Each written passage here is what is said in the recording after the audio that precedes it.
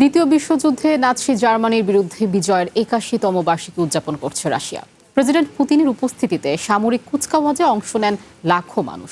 এদিকে বিজয় দিবস উপলক্ষে ৩ দিনের যুদ্ধবিরতির ঘোষণা দিয়েছে মস্কো, যদিও ইউক্রেনের প্রেসিডেন্ট ভলোদিমির জেলেনস্কি এই যুদ্ধবিরতিকে অযৌক্তিক বলে মনে করছেন।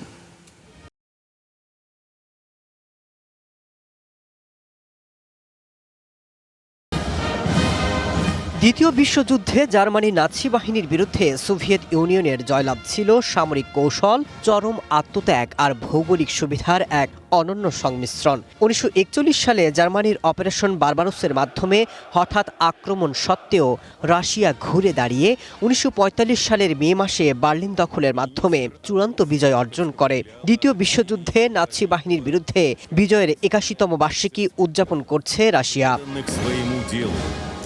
শনিবার মস্কো রেড স্কোয়ারে বিজয় দিবসের কুচকাওয়াজ আয়োজন করে ক্রেমলিন। যুদ্ধের প্রেক্ষাপটে এবারের আয়োজন ছিল স্বল্প পরিসরে। কিয়েভের ড্রোন হামলার শঙ্কায় দেশ জুড়ে নেওয়া হয় কঠোর নিরাপত্তা।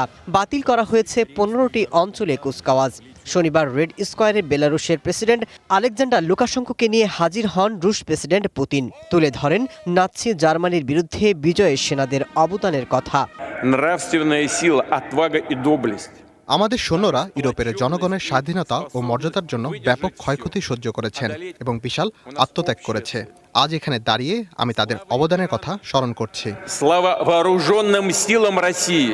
দ্বিতীয় বিশ্বযুদ্ধে নাৎসি জার্মানির বিরুদ্ধে জয়ের বার্ষিকী উদযাপনে মস্কোতে কুচকাওয়াজ ঘিরে ইউক্রেনের সাথে ৩ দিনের যুদ্ধবিরতিতে রাজি হয়েছে রাশিয়া।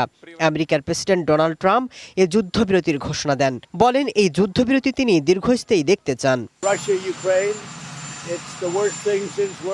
বিশ্বযুদ্ধের পর এটাই সবচেয়ে খারাপ ঘটনা। প্রতি মাসে হাজারো তরুণ সৈন্য মরছে। প্রেসিডেন্ট পুতিন রাজি হয়েছেন, প্রেসিডেন্ট জেলেনস্কিও রাজি হয়েছেন। অল্প কিছু সময়ের জন্য তারা মানুষ হত্যা করবে না, এটা খুবই ভালো। এবং তারা উভয় পক্ষ থেকে ১,০০০ করে বন্দীকে ফেরত দিতেও রাজি হয়েছেন। তবে আমি চাই এটি চালিয়ে যেতে। শনিবার থেকে সোমবার পর্যন্ত এ যুদ্ধবিরতি থাকবে।